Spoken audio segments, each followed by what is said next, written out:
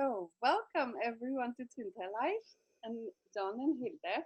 We're here today to bring you some more ultimate inspiration to reach your fullest potential. And with us is wonderful Katrina Blair. And I'm so excited to have you here today and to have invited you to come and join us and inspire our viewers also. And I really enjoyed so much when you were in Norway and you taught us so much about wild edibles. Yeah. Everything in nature around us that is edible. It was just opening a whole new world for me. And that I did after I had you here, when you came to visit in Norway. Afterwards, I did Sage Botenko's course on wild edibles. I would have done with you, but it's kind of hard to go to Colorado. So, Yeah. but Yeah. you have some apps or books or something you can tell us about later now today. But welcome, welcome, welcome, Katrina. It's such an honor to have you, and I'm so excited. And maybe you want to say first a little bit about how did the plants invite you into their life, or you became a part of their life, or how did this all happen? Yeah.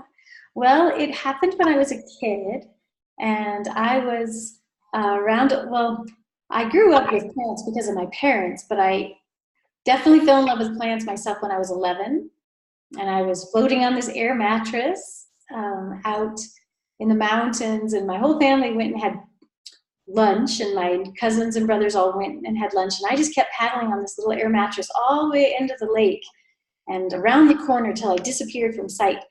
And then these plants on the far bank just called me over, and I crawled barefoot through the muck to sit down. And then when I sat down amongst all these plants, I just got totally euphoric. And the plants said, "You're home and you're going to live your life with us." And after that moment, I just wanted to learn everything I could about plants. So I continued on in school. And then just after high school, I decided to camp out up in the woods for a summer with the intention of eating all wild edible foods. And I had tons of books with me. And I did bring a little bit of cereal, this raw cereal of buckwheat, flax, and sunflower seeds that I would soak overnight.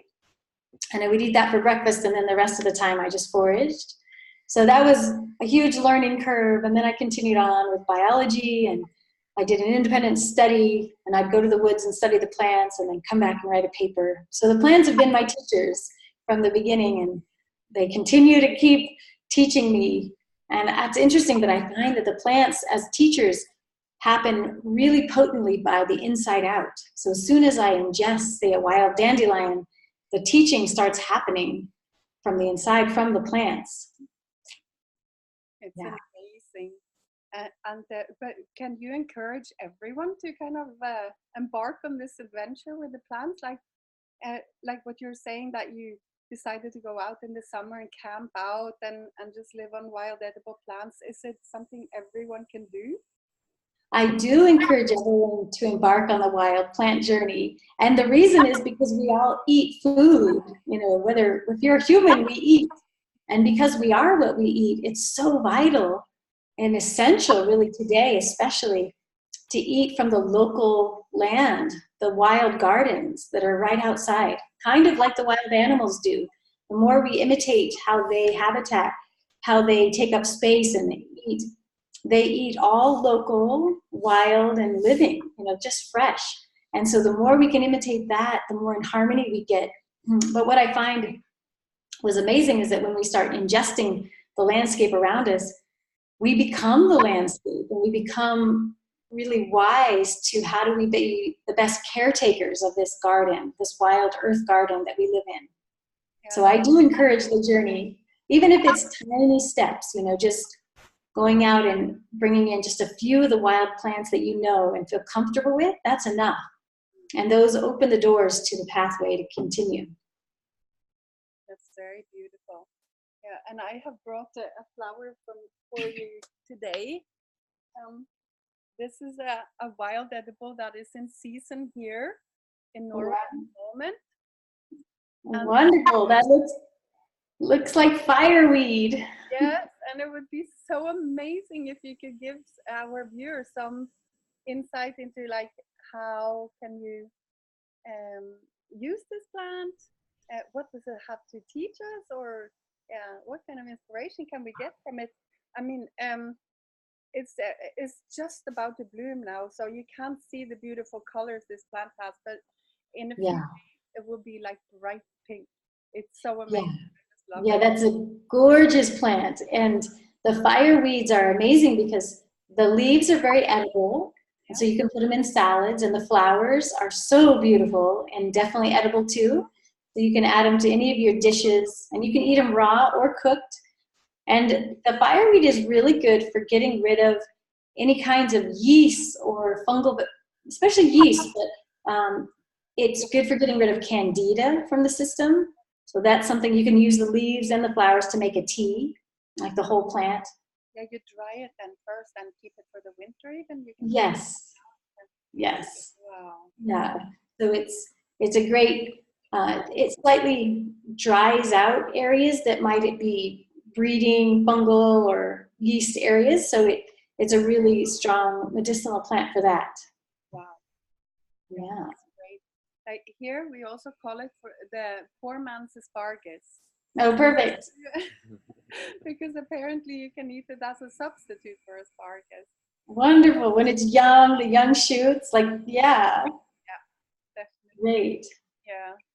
Sometimes I'll gather the flowers and make a vinegar with them, or you can make all kinds of things with the flowers as well as the greens.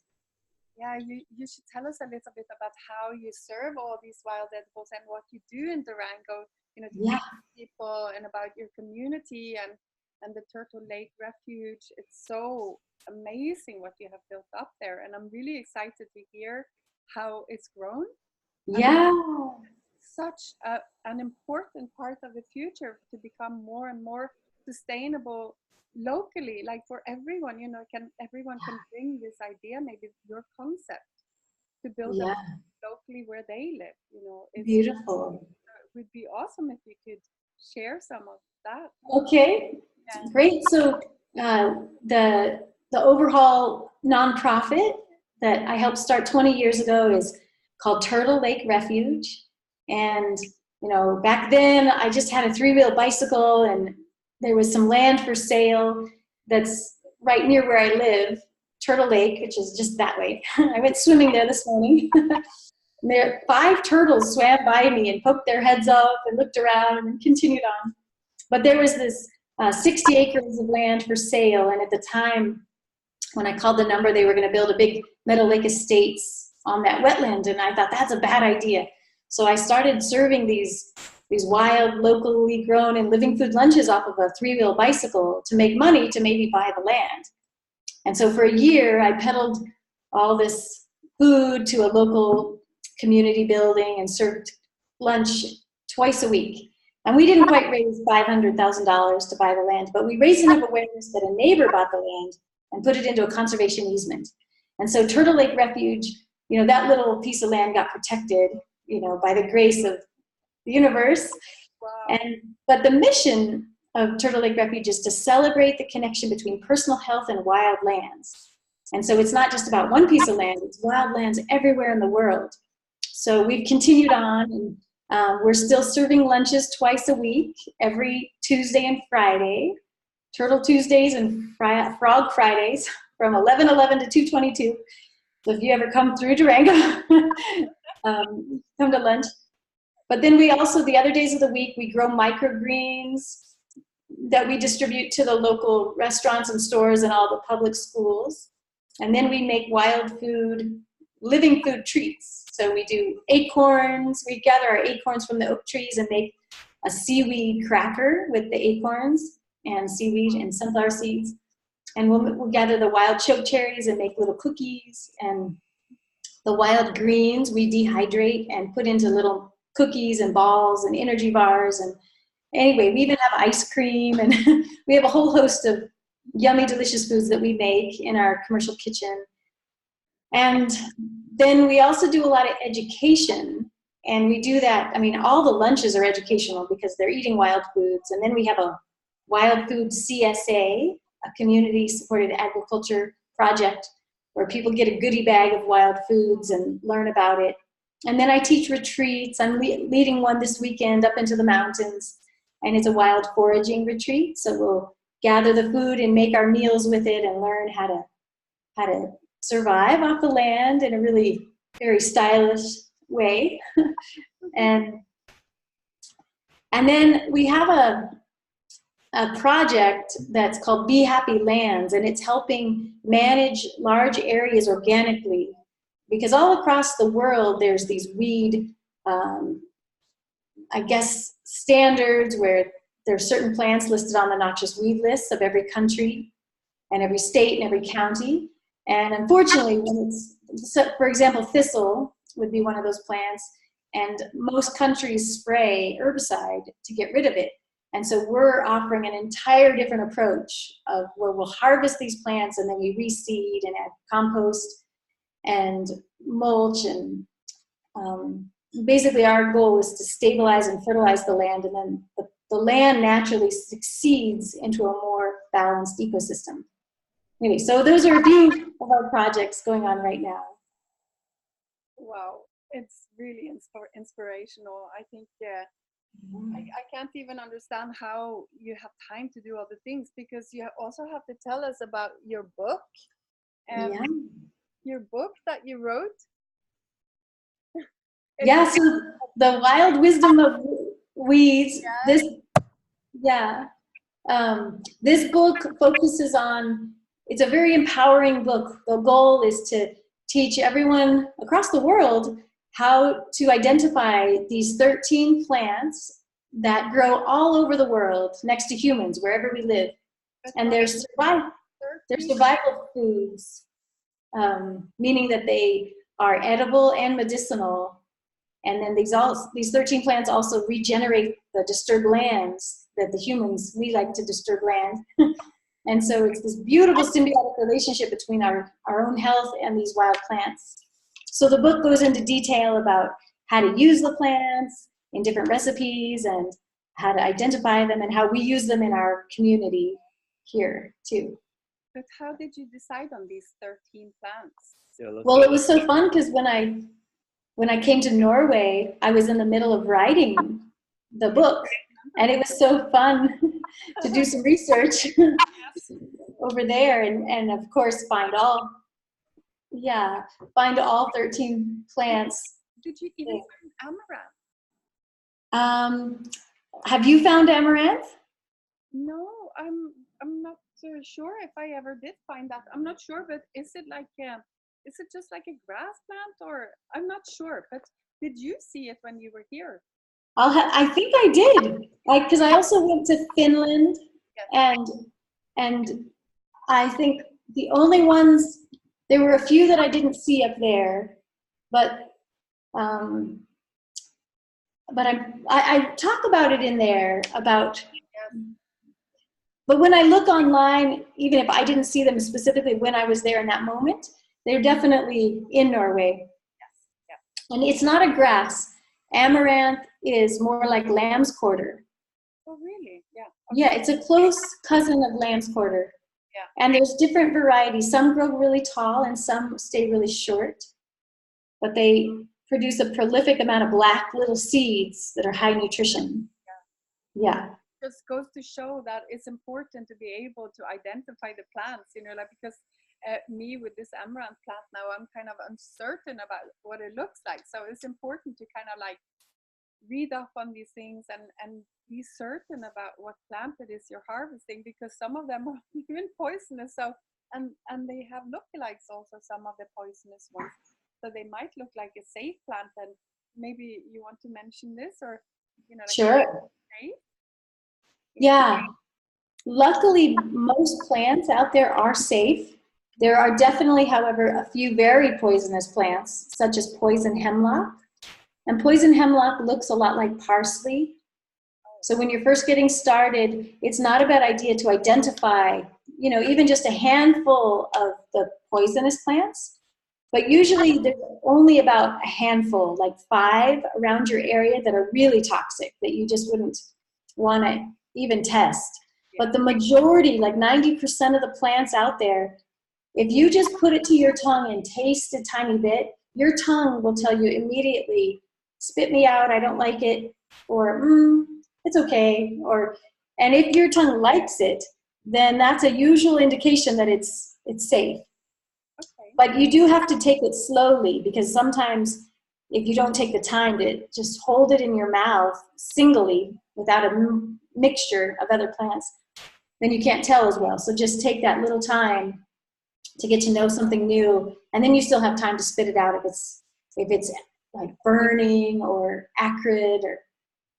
But what I realize is that the more you dive into this plant pathway, the more you ingest the ones you do know, the wider and more confident your intuition is around the plants and how much to eat for your body, because every body is different, and it's really wise to go slow, because the wild plants are very potent, and a little bit goes a long way.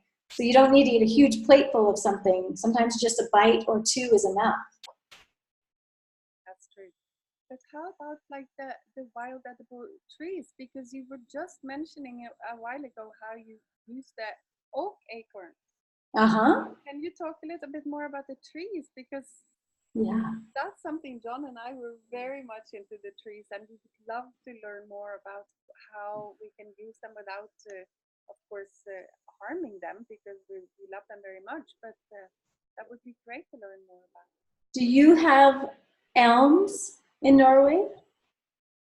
Yes, we do have, but it's not one of the ones we see all the time. But yeah, we have them. Excuse me. Bless you. Thank you. Pretty uncommon. Yeah, it's pretty uncommon.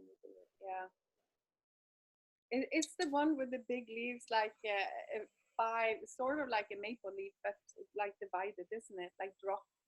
No, elm is a very simple leaf, just by itself. Yeah.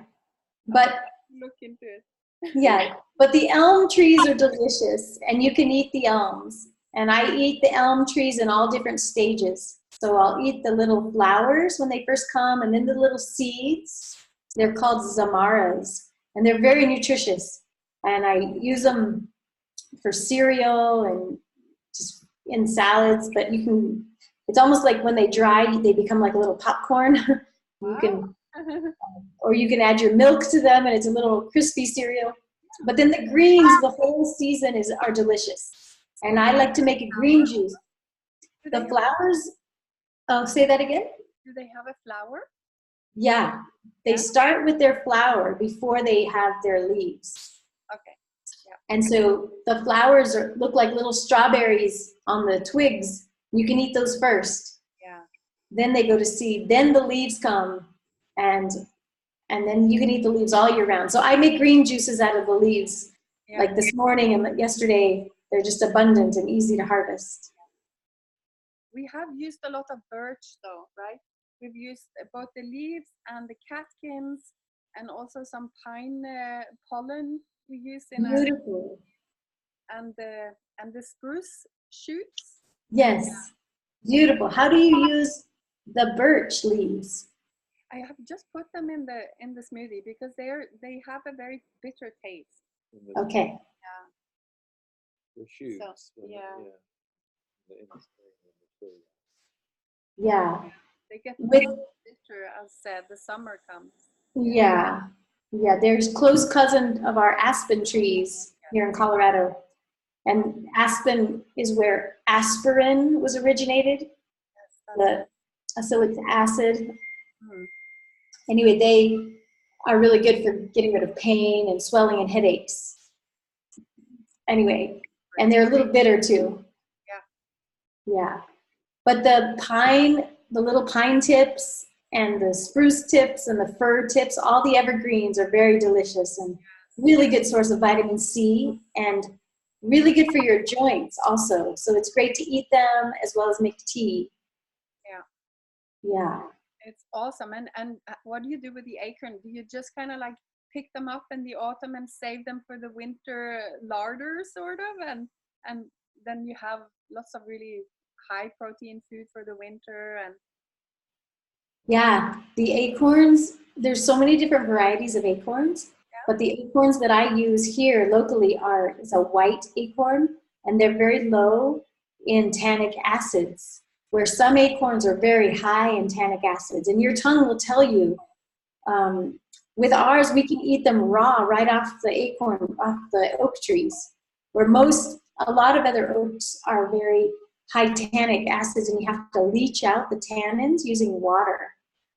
Kind of like putting a bunch of acorns in a net bag and putting it in the creek for 3 days and letting the water wash off the tannins.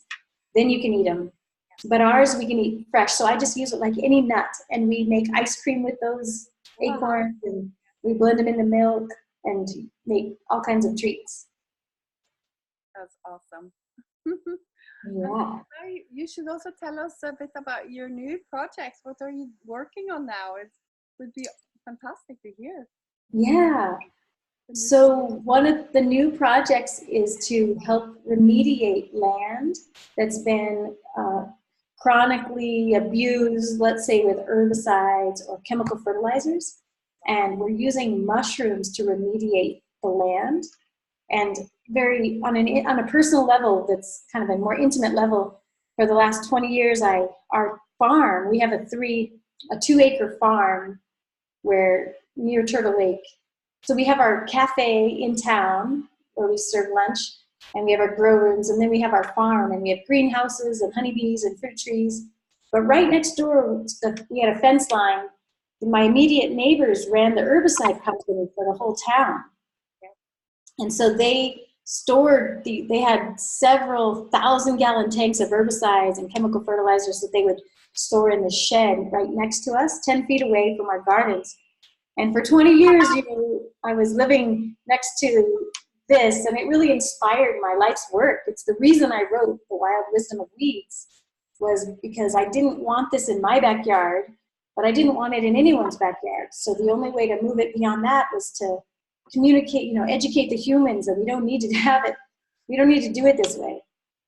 So it's been a journey of lots of meetings with these neighbors, and this is what motivated the Organic Parks program in Durango, because they were the ones who sprayed all the parks. But anyway, after 20 years of working the journey out, they put their land up for sale, and we acquired it just last fall. And so they moved the herbicide tanks off the land, and since then we've just been remediating the soil. And right away I took soil samples, and they all came back very toxic. But what we're doing is we're taking different mushroom strains, some oyster mushrooms that we got as spawn, but then other wild strains of mushrooms that's just the white kind of net mycelium that you'll see in wood chips or sawdust or straw that's been sitting around. Those are wild strains of mushroom fungi. And we're laying this down on all the compromised and toxic earth next door. And it'll just be so fun to see the progression of how quickly we can remediate a land. So it's been a huge expansion. Our farm doubled in size, and our community doubled and tripled in size. And there's a lot of energy for this work. Yeah, I'm like absolutely mind blown, and I have goosebumps all over me. It's so beautiful what you're doing. I know. Yeah. It's incredible. It's incredible. Something everybody can kind of like look into this in their own communities, yeah, where they are, to help taking action. Exactly. In the process of remediating the land, we've been making a lot of compost tea and fungal soup. And so tell us about the compost tea. Yeah. So the compost tea is amazing because we're breeding healthy bacteria and these microorganisms to feed back into the soil health. So when a soil has been like compacted a lot and disturbed through herbicides chronically, it's very depleted in life force. It's very little life can live in there. So we're bringing the life back by making it in 55-gallon drums. And we basically take worm castings, which is worm poop. We have these little worm farms where they eat our compost and then poop out this amazing nutrient-dense soil. So we'll use some worm castings and then some finished compost, which is filled with bacteria and nematodes and all these healthy microorganisms. It's in a whole ecosystem of life. And then we breed them by feeding them a little kelp, seaweed, and molasses. Yeah. And then we aerate it, and they multiply their populations, and they become this very dense soup of life for the soil, microorganism life. And then we apply that to the soil, and then they take up residence and then continue their life cycle and start breaking down the chemical herbicide residues. It's incredible, but a lot of fungi and different microorganisms can create an enzyme that breaks down the phenol compounds of petrochemicals. So they start to remediate these toxic materials into more inert and back into the food chain.